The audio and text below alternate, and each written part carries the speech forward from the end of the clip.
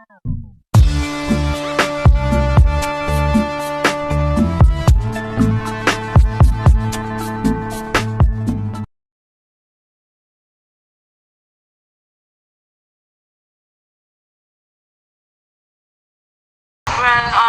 they've known me as a player with a very big heart, very passionate, vocal, and a leader. So I want them to expect that from me.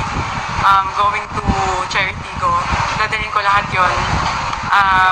Siguro message na lang sa mga fans namin. Maraming salamat sa lahat ng panahon na sinuportahan kami with our last team. We hope na sabayan nila kami at samahan kami sa new journey namin with Cherry. And to all the Charity Go fans, excited kami para sa inyong mainit na pagtanggap. And sana po ay makuha natin yung goal natin. We will try our best and work hard to give you a really, really great fight. Ipaglalaban natin ang Cherry. Actually, na-excite talaga ako to be part of Charity Go kasi parang pag nagda-drive ka lang, di ba? Parang ang sarap umakangkaga kasama ang Cherry. Oo, di ba? Pasok.